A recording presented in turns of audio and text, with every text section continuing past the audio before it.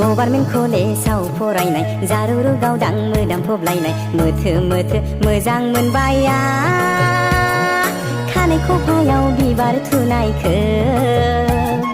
college गेटआव सौग्रावनाय बै जारुखौ फैयो नायनो कलेजाव बिखो गभार्नमेन्ट कलेजाव फरायनाय जारुरु गावदां मोदामफबलायनाय मोथो मोजां मोनबाय आं खानाय खफायाव बिबार थुनायखो कलेज गेटआव सौग्रावनाय बै जारुखौ फैयो नायनो कलेजाव बिखो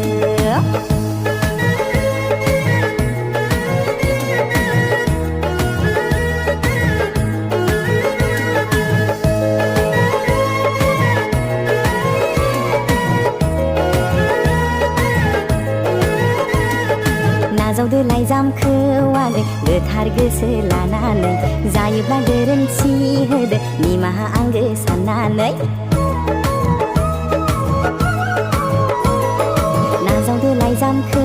आगै गोथार गोसो लानानै जायोब्ला गोरोन्थि होदो निमाहा आंगो साननानै गावदां बै अखाफोर बादि आंनि नोंखौ अननाया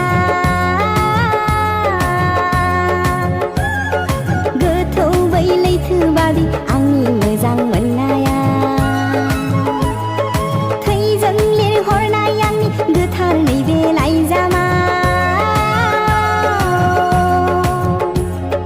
लुफाव जोबाय फिथिखा अननाय नोंनो जिउआव नागिरब्लाबो मोननाय नङा नों जिउआव गोथार आंनि बादि अननाय मुलुगाव नागिरब्लाबो मोननाय नङा नों जिउआव गोथार आंनि बादि अननाय मुलुगाव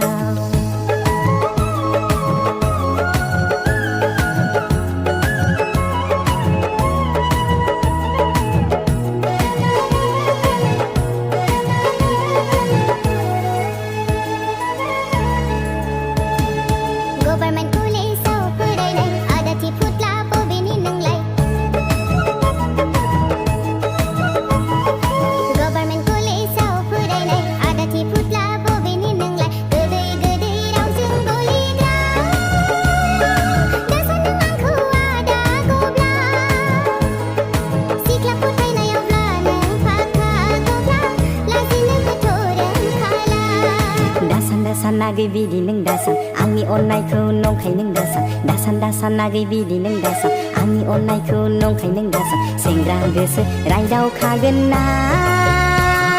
सिखोला नुब्लाय दावखागोन ना है सेंग्रा गोसो रायदावखागोन ना सिखोला नुब्लाय दावखागोन ना बिबारि नोङो आंनि गोसो देरानि बारफुनाय गोरलै बिथरायनो आमाय थुखलनि बिबारि नोङो आंनि गोसो देरानि बारफुनाय गोरलै बिथरायनो आमाय